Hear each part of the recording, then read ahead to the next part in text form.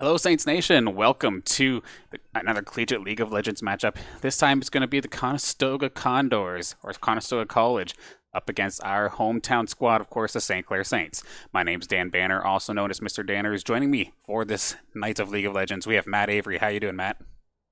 I'm doing good. Excited to be back for some League of Legends. Looking like coming off a pretty good win. I believe it was it Monday for For Upsurge? the yes for Upsurge was a 2-0. So Mm-hmm. coming off a hot win there. But looking forward to it. It should be a good one, of course. We're doing a little bit of talking prior to the broadcast really getting started on here, and it's looking like it should be a relatively interesting one in regards to the rankings themselves. I know I kind of bite my tongue a lot of times here when trying to compare these ranks because, of course, we say it time and time again here, but your solo queue rank does not necessarily equate for how successful you'll be in a team environment. And we'll have to see because right now you're mentioning like we're pretty much like high platinum average, Mhm. but at the same time, so is Conestoga. So in theory, we should be on an even playing field. But there might be a Mhm. couple interesting matchups. Actually, do you have any lanes, any matchups that you're going to be specifically looking at a lot going forward to this? I would say that mid lane is gonna be definitely the one to watch with them having a diamond one, but rank doesn't mean all. You could Mhm. we've seen that with St. Clair, but definitely mid lane and that bot lane are gonna be keeping our eyes on, see if they can keep themselves ahead and have that control for Active Force to get the dragons and have some pressure early game. Okay, apparently. Okay, that's interesting. So we're gonna be hopping into the actual drafting phase a little bit late. They surprised me with the pro draft that's already halfway done. So we'll just meet them in the client halfway here, but nonetheless, gives us a couple more opportunities here to talk about the matchup itself, and then later on, hopefully, actually get to pick the mind of their coach as well in our new coach's corner segment. But now, of course, starting lineup here for St. Clair, we do have, as per usual, this is the usual squad. It's going to be Kuber 3 up in the top lane, Active Force in the jungle, I'm Frez in the mid lane, Lazi as your AD carry, and then Mienzfo as the support. Meanwhile, on the side of Conestoga, we do have Nivra in the top lane, Lunar Effect in the jungle, Q-Pain P, or Q-Pain, I guess we'll go with for most part in this broadcast in the mid lane. Long Kai Duan, I hope I didn't butcher that, in the AD carry role. And then we have Sacred as their support player. And then, of course, even matchup. Looking forward to this one. This is technically the last regular season match for this league. So it's going to be a little bit interesting, too, because the way that the results have been lining up for this league so far, they might have to play each other in the first round of playoffs, so they're going to possibly have to play each other back-to-back weeks here if everything stays the same. So it will be interesting to see. Well, first off, how the match goes tonight, but if they actually adjust their Mhm. strategy, if one team feels like maybe they're getting a little bit too ahead, do they reveal another strategy or just try to push through with one they already have? Yeah, it's definitely going to be something to look for. If they do have to face them again back to back, it can go in favor of both sides because they have that knowing of how they play from best of three. It's not just these single games they play and then they play again. It's best of threes both ways, so you're gonna have a pretty good idea of your opponent through the entire series. Absolutely. There's a couple more moments here for them to complete their draft phase. Going to quickly see actually where they stand, if they stand on that. Okay, they're pretty much already done down to the last one, so it won't be much longer here. It's the first time I've seen them use this kind of setup, so I'm taking a little bit off guard, unfortunately. Wish we can catch the draft exactly live with you.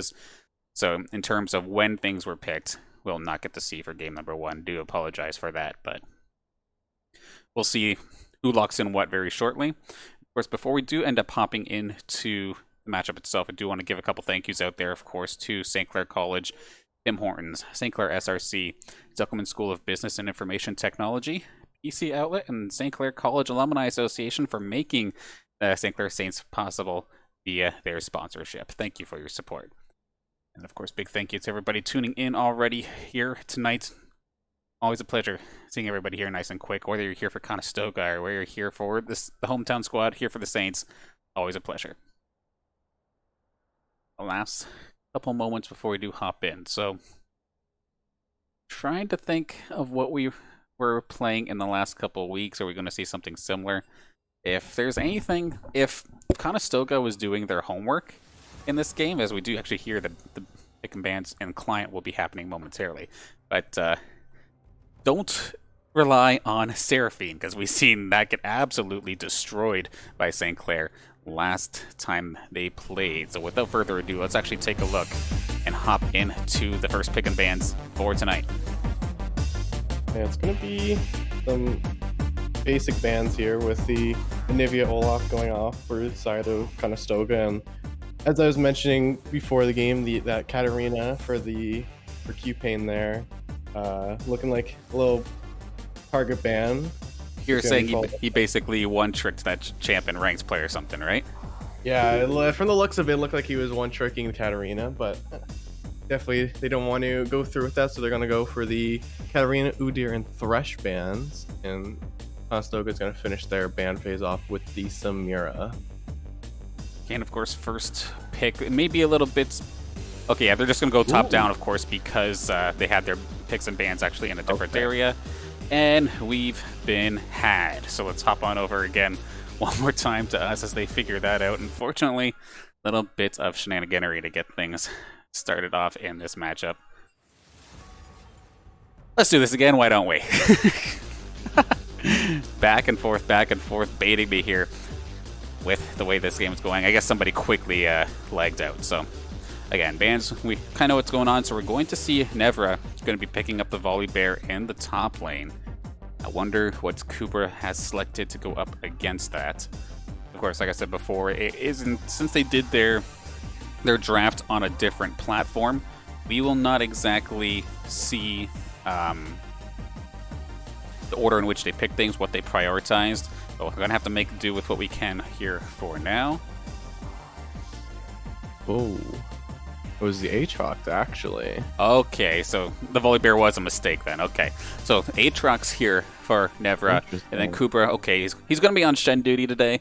Maybe not necessarily his favorite, but I mean, it's just a very strong pickup in that top lane. It's going to be Active Force picking up his signature Nunu. Oh, we rolling the dice, aren't we? Yeah. I wonder if we could get a statistic on his win rate so far on Nunu in all his games. Seems like every time they pick Nunu, it's almost guaranteed to win, to be honest. But it's either sorry, they either get themselves the win or they get themselves the lead and then absolutely throw it aside in the mid game. But I know if they play anything like they did on Monday, that was an absolute decisive stopping from the St. Clair's squad as they got that lane and they just extended it constantly. Meanwhile, other matchups are here and ready to go. Cassiopeia from Q-Pain, P, and Ziggs for Frez. And then apparently, Caitlyn got a little bit of help in a recent patch here. So we're going to see Lazzy pick up Caitlyn for the first time all season alongside Senna. Tom Kench on the side of Conestoga as well. And then Morgana from Yensfo. So this is a much different lane compared to what we're used to from the St. Clair squad. Yeah, the Caitlyn Morgana signature pick for just any lane, especially with Caitlyn buffs coming through and being on the new patch. Definitely going to be something to look for at. And on the side of Conestoga, we have the Senna Tam Kench, which is seen in pro games as the Senna being more of the supportive role in the case. Tam Kench taking the farm, but have to see if they do go through with that. More of an steady game, looks like. No side ever has that full-on in button just going. Yeah, so basically seems like a couple comfort picks at least here for the Saints squad, and then of course the steady bot lane for the Saints. But speaking of, or after speaking of things that are looking steady, how about we go quickly to the coach's corner and talk to Zeddy?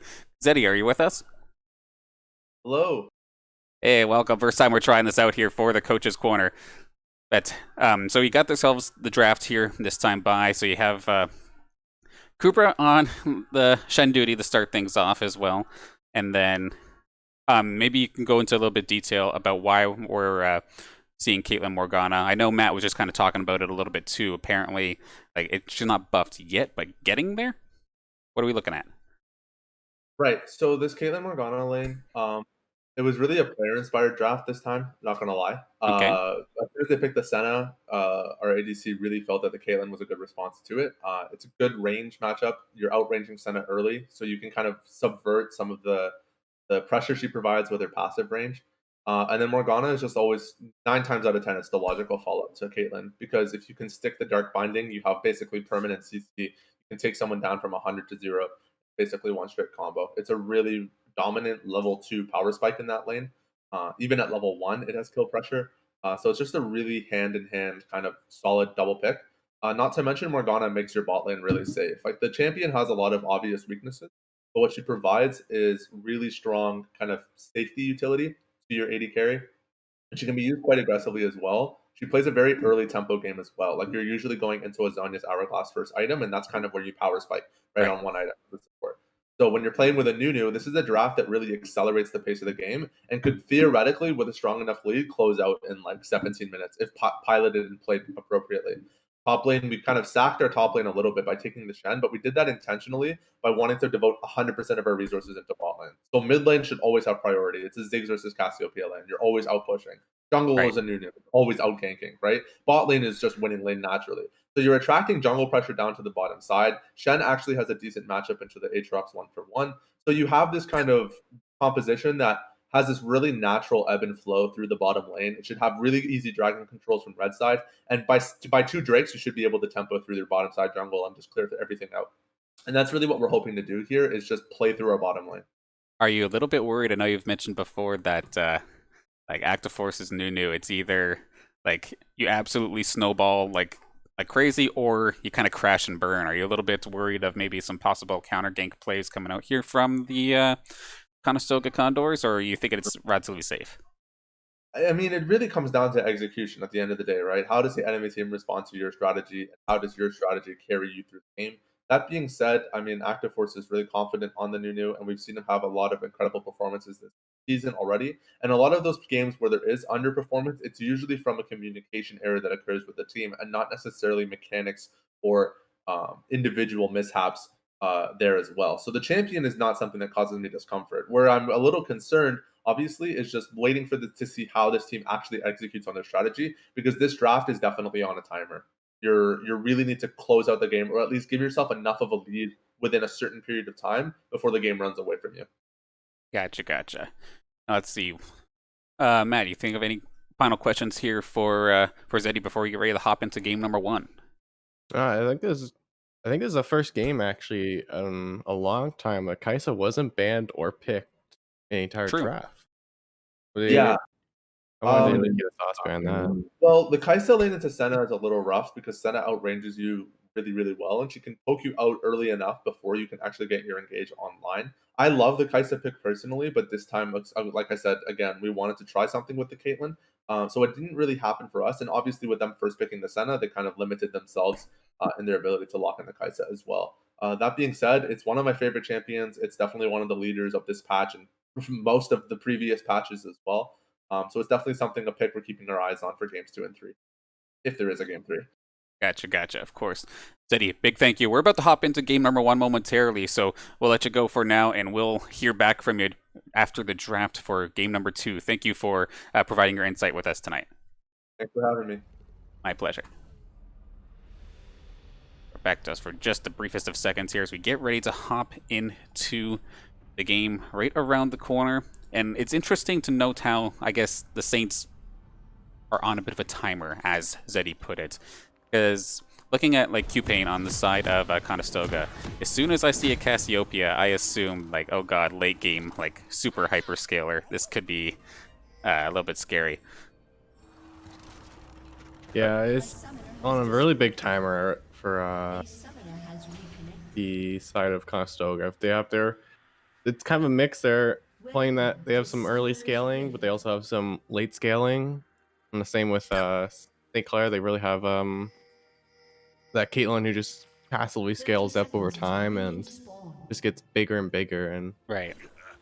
from the looks of it, it looks like the side of Conestoga right now is 5 Red Brush expecting a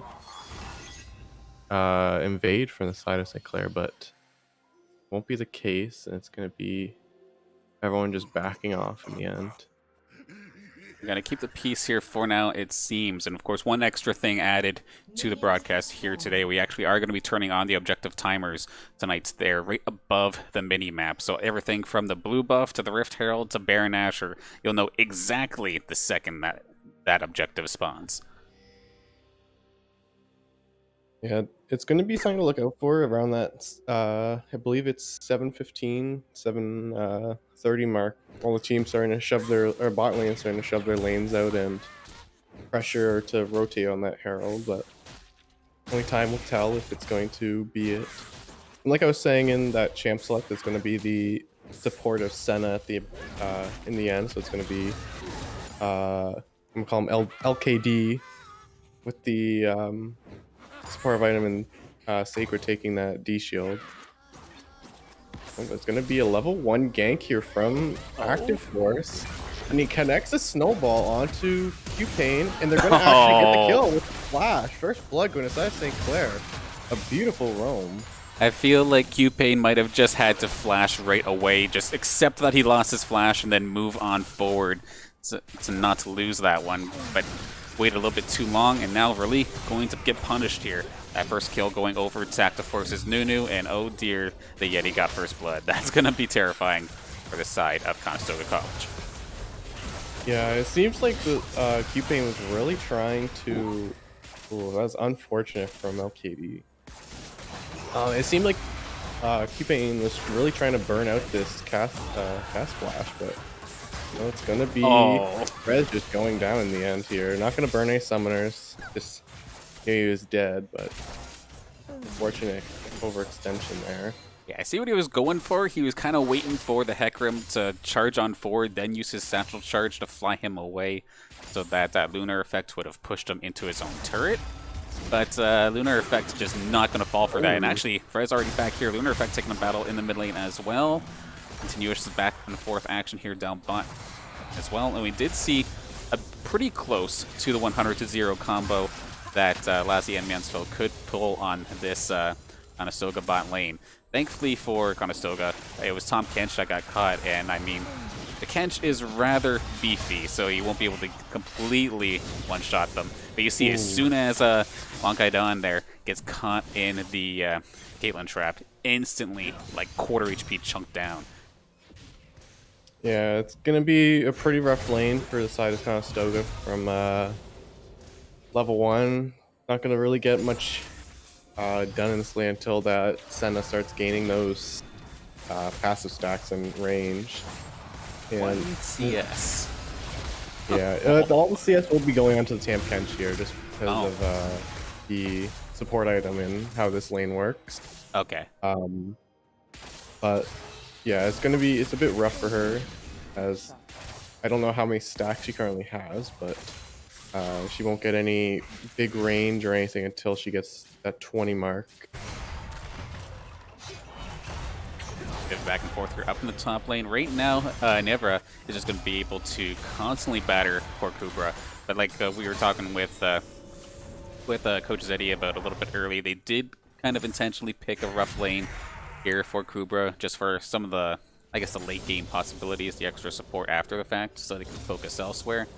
But as you can see, he's kind of stuck playing near his turret, otherwise he's just going to get jumped on over and over again.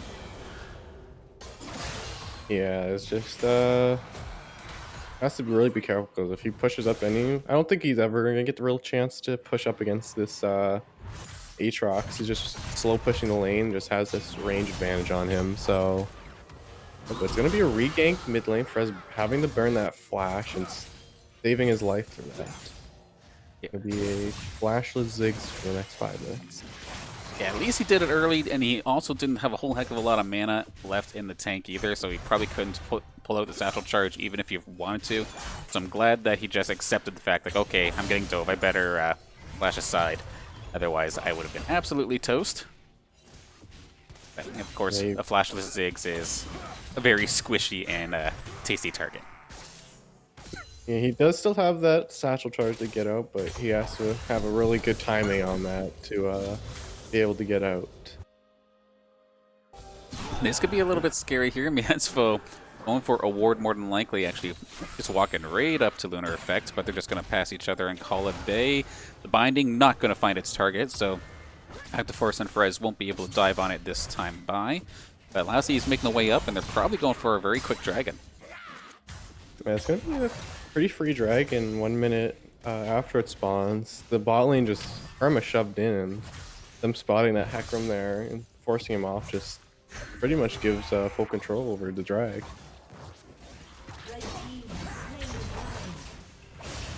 Yep, sure enough, going to pick that up nice and quick. And then they can go back to bot lane like it's nobody's business and everyone else wouldn't have known the otherwise. But picking up a dragon nice and early is absolutely fantastic, of course. Back and forth battle continues here. Active Force going to make an appearance again. He's going to absolutely assist with Frez just popping Q-Pain like it's nobody's business. You're either getting yourself into a satchel charge or you're getting yourself into the Mega Inferno Bomb. And it ended up that Q-Pain just took both and was going to go down this time. Nice little interaction there. It was unfortunate for Q-Pain there. He hit the Cassio ulti onto Active Force, but the snowball doesn't just break instantly. It still continues, so still connected with him. He took the full damage from Ziggs ulti and ended up going down midair. Yeah, basically the worst case scenario there for Q-Pain.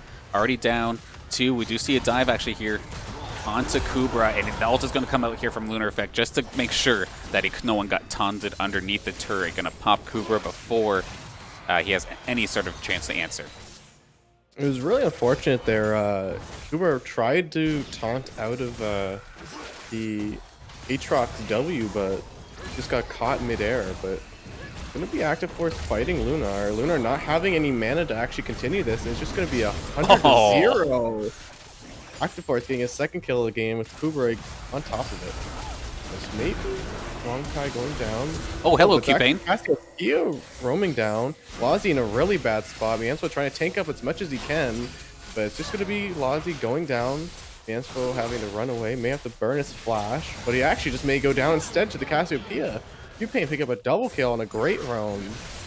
Yeah, at that moment, the Saints just did not feel like they were in danger in the slightest, and then with Q-Pain being behind, at least for the initial portion, you wouldn't have thought that maybe that Q-Pain would have made that play.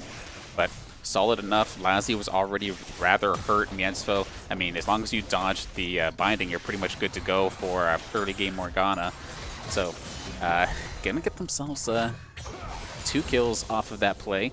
Jumpstart getting that Cassiopeia into the late game, and basically negating the 2 kills that had against them early. Yeah, if you look at this bottom river, it's littered with red wards for the side of St. Clair. They were not expecting this Cassiopeia to be roaming down there when Frez is shoving in this wave. Just went straight, I believe, from base to bot lane. Maybe Frez doing some decent amount of damage, maybe catching out Lunar here. It's going to be a fight. Active Force pushing Lunar off. It's going to be Mienzfo joining in. Maybe it's ulti coming down. Huge damage onto Q-Pain. But it's just going to be a disengage from both sides. Side of Conestoga just losing all their health bar, and St. Clair having the advantage in mid lane. I mean, they lose their health bar, but at least they did not lose their life. I'm not going to hand over any gold in that engagement. I also like the little extra ult coming down from Long Kaidoan there. The Senna ult, just to keep everybody all shielded up and good to go in case Saints decide to get a little bit over-aggressive. Maybe go for like some turret dives or something like that, but got to keep the Conestoga College squad alive and well.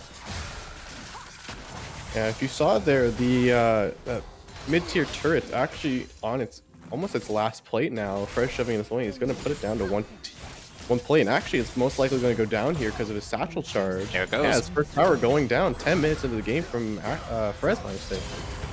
Well, I mean, if you're picking up Ziggs, you definitely should be the ultimate tower demolitionist. And he's going to exactly do that. Shove Q-Pain all the way down to his tier 2. And make it a little bit scary for Q-Pain to try and farm up. Long Pie down, almost going down, but going to flash aside. And Lassie does not have ace in the hole right now, so safe for the time being, but a bad trade. A really good punish there from Lassie. He catches, Miansvo catches Sacred off on the binding opus. They actually just may be a dead Tam Kench off the... Great. Actually, here comes Heck Run into the back line. Lassie getting away barely. It's going to be Ace and Hole coming in. It's just going to barely get blocked there. But the Aatrox on top of the TP just takes down Lassie. There's going to be Active Force channeling his ulti in the bush. No one knowing. There's going to be a huge damage coming in. Everyone on the side of Conestoga low HP, but it's just Conestoga cleaning up the fight. Everyone on St. Clair flashing and being low HP. I mean, Navarra barely taking everyone. Actually, he's going to get two. It's both Frez and Active Force, but it's going to be Cooper taking him down with the flash taunt. And it's going to be a 4 for 2 on the side of Conestoga. That's a drag. I respect the attempt from Active Force to sit in the bush with the absolute zero. I'm trying to remember. It's a classic League of Legends meme. What is that called when you just sit in the bush and wait for everybody to show up with an absolute zero? Oh god, I can't. Die instantly. Oh, that's gonna bug me. I used to know this. Damn it. Anyway. But still, Saints definitely getting the worst end of that one. 3 kills, and now, actually look at Navera, absolutely killing it right now. 4 kills to his name with only the 1 death. And of course, he's been able to just dominate that top lane as well due to the matchup itself. And that Aatrox is going to be scary. Yeah, it was... He could have possibly gone 3 there, but had it unfortunate. Maybe Sacred getting caught out here. Trying to pick off the ward, but Lunar's right beside Lassie getting hit by the binding from Long Kai, but seems to be a trade between the two. Frezult coming in, missing everyone. It's gonna be Long Kai just healing everyone back to full HP, and gonna be power going down here actually. His power's low enough for the charge. It's gonna be 4 people. They're looking to go out. Man, I can see the pings. Tamkench is looking to get behind them, possibly. Okay, objectively, Saints are doing totally fine, but it seems like damage-wise, considering they're supposed to be a relatively early-game comp, it doesn't seem like they're doing a whole heck of a lot of damage, unless it's just the wrong targets taking the damage. It's the... Yeah. Sorry, go ahead. I was just going to say, on the side of St. Clair, it just seems that they're really trying to focus this Tamkench down every time, and it's just unfortunately not able to do much with it because of his Great Shield. And I finally figured it out. It was the Empire. That's what it was when you hide in a bush with a new ulti. But an attempt gone wrong there for Active Force. Wasn't able to get it pulled off. Yeah, it was... he did a lot of damage, but it just wasn't enough follow-up from the side of St. Clair, as their main damage in Lassie already died prior to that engage. This is just a feels bad moment for Cooper, just getting fully punished by Nivra just sitting under his tower. And it's going to be almost a 50 CS lead on the side of Conestoga for their top lane. This is, like, whenever you hear us talk about counter picks and stuff like that, it's this kind of play that we're definitely referencing. Because it's not like Cooper was playing poorly. It's not... Oh, forcing the flash out of him, actually. Nice little play. But, yeah, it's not like Cooper was playing poorly, and it's not like you're just giving him kill after kill after kill or anything like that. It's just the nature of the two champions battling it out tends to favor one over the other. And you can see it's really hurting Cooper right now. Currently, Nivra at level 11 compared to the 10 of Cooper. CS-wise, basically doubling what Cooper has as of this moment. So he's going to be much slower in regards to getting all of his items. And it doesn't help either that Nivra's got so many kills already under his belt as well. Granted, Saints are trying to make up for the gold difference via these towers. And we're going to see, actually, Active Force make an attempt up here. And it's going to be the shutdown coming out from Lassie. Long range shot going to finish the job.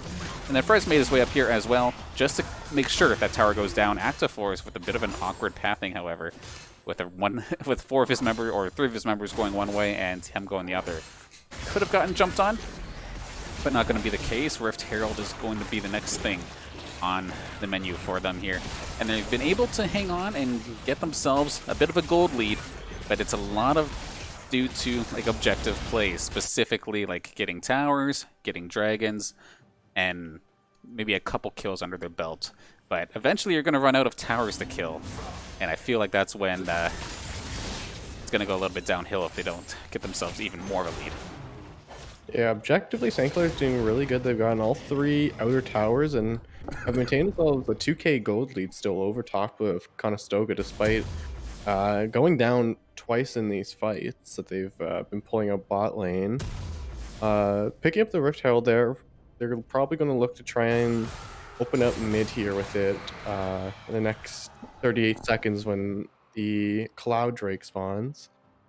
Conestoga moving into the river to get this vision before everything, but aside St. Clair, it's most likely just going to be wiped out as they're not maintaining complete control over it. If these teams fight 5-on-5 right now, who has the advantage, do you think? It's you know, it's hard to say. It depends if they went head on head, no prior like damage done like they've been bot lane. I would say the side of St. Clair may actually have the advantage just from the amount of CC and output damage they can have just from Actiforce's Nunu ulti and the Ziggs ult. Okay.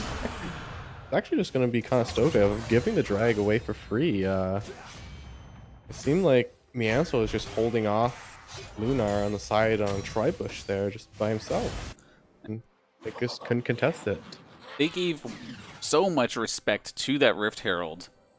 And at the same time, though, Q-Pain was the only one really dealing with it. But because Q-Pain wasn't there, they just completely decided to disregard it. But they may try to take a fight after the fact. We do see Sacred coming over, going to slow Actiforce. He's probably not going to be long for this world. Lazzie's going to get caught by the charging Hecarim and chased down in the background. He could kite all he wants. He might not go down. Frez actually got caught in a separate engagement. Lassie actually still alive here in the background. Going to be able to keep doing as much damage as possible. Kubra going to find the first one. And Saints might need to run here. The root coming down. Never going to find Lassie in the end. And then scoop him, spit him out here, keeping his teammate nice and safe. Almost a little bit of overaggression here coming out of Along Kaidong as he was between 2 towers. Yeah, he hangs on. Had the flash shield there because he won that. He's like, I'm gonna go push him in, then realized, oh wait a minute, we haven't taken any towers this game, so had to be careful there. But really good kiting there from Lazi to stay alive, but it wasn't enough damage output yet for the side of St. Clair, so I kind of just ate my words on who would win a 5-on-5 there, but I guess a 4-on-4 since the mid laner is 1v1 bot lane, and I don't think Ziggs ever really wins against the Cassiopeia. No, unless somehow Frez got the opportunity to poke the Cassiopeia down to like a quarter HP prior to the fight happening, because Frez on that Ziggs does not necessarily want to go into a complete head-to-head until he's already winning, just due to the nature of the champion. Yeah, Cassiopeia is always going to have that little advantage from, especially with Leandri, just burning away on their targets. Even though he has that 20 CS lead, almost 30 now, almost 2 items or an extra item ahead of him, but just more damage in the side of Cassiopeia. Yep, and that Cass is not, like you're saying, sure, a couple CS behind, but still all of these kills, or the 1 assist in this situation, but not a weak Cassiopeia. And as we see, the pathing from Frez, questionable as always, getting himself almost destroyed momentarily. But now, the engagement here in the mid lane, the binding going to miss onto Sacred, and Sacred's just probably going to eat all this damage here for the LKD, but LKD is eventually going to go down anyway. But here comes the cavalry. Nevra and Q-Pain charging on through. Lassie going to try and deal with Q-Pain. That's a lot of damage. He's going to be successful in doing so, but there's still some decent damage happening in this mid lane. Lassie, he's debating on going through, but he does not want to go head-to-head here against Nivra and Lunar Effect. But with all that happening here, Frez was able to just do his as he pleases and just continue to shove right down into this this turret. This game is basically even, but I feel like the timer might be running out here for the Saints, and that's just unfortunate here, as Frez is going to get himself popped more than likely, and that's going to be the delayed 4 for 3, I believe. I believe Frez was just backing on top of that pink ward there, and just they had complete vision of him the entire time. He was really hoping he could get away from it, but wasn't. With maybe never getting caught here. Taunt going through. Gonna turn around and try and hit Lazi, but here comes Active Force on top of it, and they're just gonna give this one over to Lazi. It's an 850 gold shutdown on to Lazi. And with that, they actually just, it looks like they're positioning to run straight to Baron possibly and give up on this mid. You very well could. They're clearing it out, but opting against it, maybe trying to bait to start off at least initially. But it's actually going to be the engagement here in the mid. Sacred going to be taken down at least a little bit, slowed up, but here comes Q-Pain and Lunar Effect. Gotta watch out for the positioning of the St. Clair carries. Can they keep themselves safe? Frez has joined the party as well, going trying to tour that engagement with the Omega Inferno Bomb. But after bits of an extended engagement, everyone's actually just gonna run and do their own thing. Yeah, Drake up in 25 seconds, and that's gonna be every ulti, I believe, except for the Morgana and Caitlyn ulti used in that fight with 18 seconds. Frez may be in a bad spot here. Doesn't have flash. Can't get to his capture charge. That's just going to be a dead Frez. That's just in a wrong spot. Just getting cornered in that wolf pit. Yeah, the vision right there out of Conestoga College was absolutely exactly where it needed to be. And with Frez going down, this is going to be the opening for Conestoga to take care of this Wind Dragon, tie things back up 2-2. Saints are going to try to push the Baron, though, yeah. In the meantime, though, Saints do have to be careful not to give up too much. Nevra is pushing through the mid lane, and actually they might just end up trying to collapse onto Kubra, so Saints might get away with this one. St. Clair's just getting this free Baron. They're committing 4 people to Kubra and just wanting this tier 2 tower. They have no idea that they're even on Baron right now. That's just going to be a free Baron taken aside St. Clair. I mean, I was giving Conestoga credit for their vision in the jungle, but not necessarily their vision in the river. A little bit rough there for them. They tried to make the push onto that inhibitor turret, but they are going to be deterred as the rest of the Saints back up. Of course, those quick Baron backs make it so they can get back just in time. They just lose a mid lane turret for it, and they might actually get Never again. They lose the mid lane and bot lane tier 2, but this is going to be... Oh, Kubra missing the taunt. Wasn't predicting him to go into the red jungle, but it doesn't matter. It's just going to be Never. Oh, the Ward Drinker actually, and Sacred showing up, flashing in. It's caught in the trap here. Never just getting eaten a lot. That was almost cute. Lazi getting the double kill here onto Sacred and Nevra. It's going to be Frez being jumped on by the Heck Realm, and they're actually going to catch QP out. Uh-oh. Lazi a triple, make that a quad. Could this be the penta for Lazi again? They're looking. Lunar taking one out, but he's not fast enough. That's going to be a penta kill. Give it to Lazi. Coming in.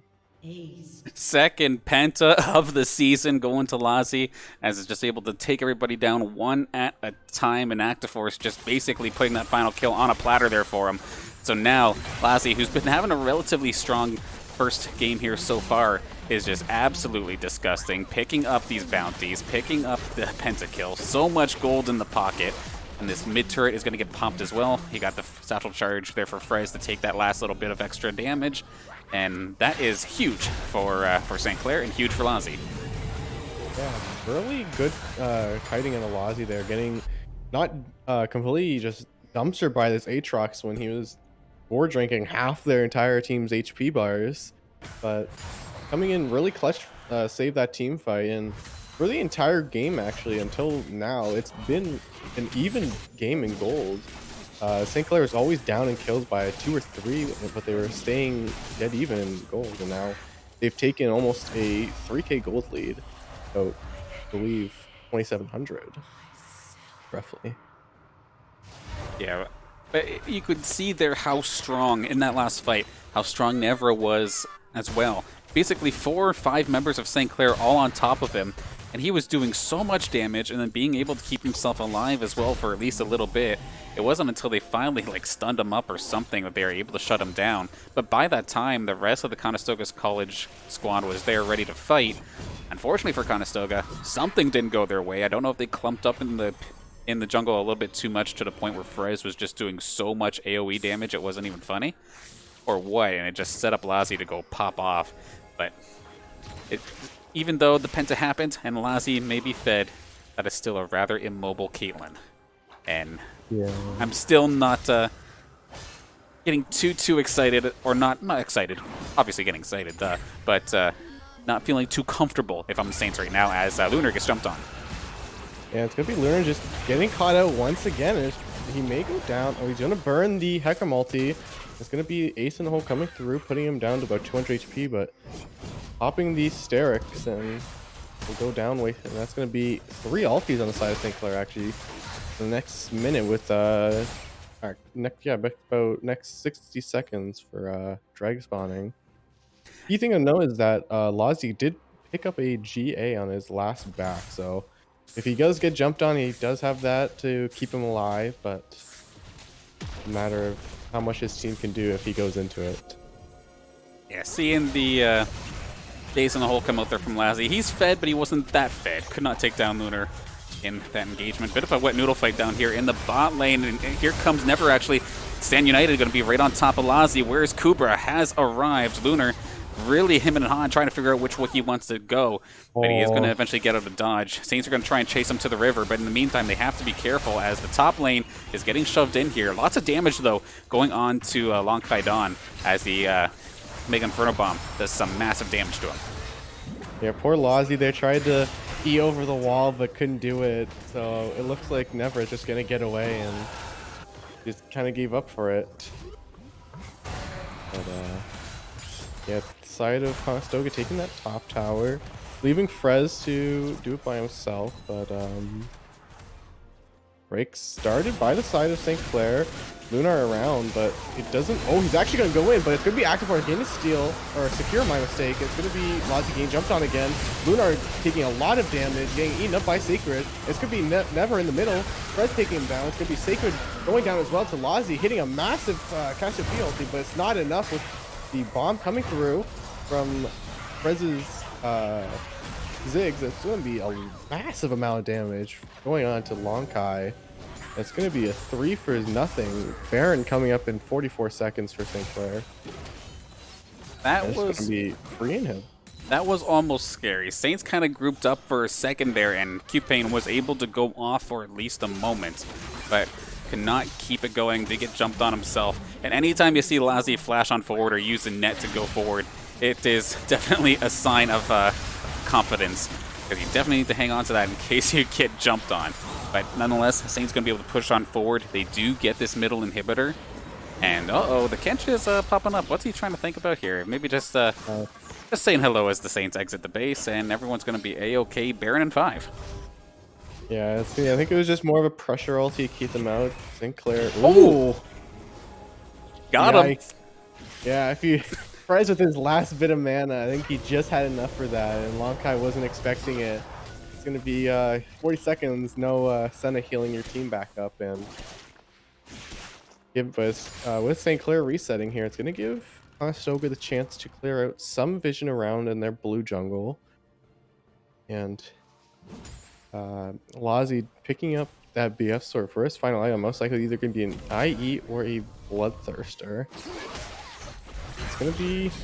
That's a very, deadly Caitlyn. I believe when I looked, it was 4 items on Caitlyn versus the 1 on Senna until she got Rage Blade recently. It's just going to be Baron started up real fast by the side of St. Clair. Everyone leaving Active Force to do the damage by himself. Keep the aggro. Lazi going back onto it. Caitlyn traps are just keeping him out of vision. The Hecarim just off the side. And 1600. Make the 7 just gone. Never going in. It's going to be Manso flashing on top of him. Get the Morgana ulti down. Lazi in the pit by himself. Getting feared up from the Hecarim ulti. It's going to be Activator taking the kill. Never in the center of everyone. Almost finding Lazi. Popping Gore Drinker. But it's going to be Kubra getting him. Flashing on everything. This is just a fight for St. Clair. That's going to be QP going down to these Ziggs potentially. Unless he can turn this around, it's going to be a trade kill. But Lazi really just coming up clutch. That should be there. game. Yeah, it's going to be a TP from Kubra into the base. And with the minions already there, and the game just closing by itself, it seems a free win for, not free win, my mistake, just a 1-0 for St. Clair here. Yeah, I don't know what it is about this patch that makes this game constantly freeze up right at the tail ends. But yeah, so if there was ever a fight that was supposed to kind of go into the favor of Conestoga, I feel like that Baron Pit fight should have been it. You've got a Cassiopeia with tons of AoE damage. You have an Aatrox, tons of AoE damage. Like, this should have been the fight where those players, those champions, could have had the opportunity to just pop off, but it just did not end up happening. It was either Q-Pain just could not quite get himself close enough to get the targets that he really wanted. It seems like he was just hitting Kubra constantly, which, I mean, that's exactly what Kubra's supposed to do, right? Soak up the damage. You're not the damage dealer, so let your teammates do that part. He was doing a fantastic job in that regard. Now, St. Clair going up 1-0 after not a convincing, it was a bit of a back and forth one, but it felt like the Saints had at least a little bit of control that entire game. Yeah, they definitely had a grip on what they were doing. They had that objective control that Zeddy was talking about in the coach's corner there. They wanting this pressure on that bot lane. They got that. They got the mid-tier turret around 10 minutes. They got the first drag 7 minutes in, and they got bot tower about a minute later with Herald. They had that good control, got all 3 outer towers really quickly in the early game. And they just kind of snowballed that advantage into these pressures, but they couldn't find the team fight until that late game scaling that they had, until Lazi was able to come online with this Caitlyn. And they just found these. I think that final fight with Conestoga, that like you're saying, that should have been their fight, but the Cassiopeia and the Hecarim just couldn't get into the pit. They had 3 of their members trapped in the back. Lazi almost dead. They just had that Cassiopeia in there with them. That was a wipe for Conestoga, possibly ending the game for St. Clair. Unfortunately for Conestoga, they could not quite execute in the end, but they're going to have to go into Game 2 coming out swinging, especially if these two teams get to see each other sometime later on in the season very shortly as well. And you want to start off strong, but there's always a chance of having 2 more games here, of course, in this best-of-3 series. So we're going to take ourselves about 5 minutes just to get this lobby all set up for game number 2, and we'll get back with Conestoga College versus St. Clair College. Don't go anywhere.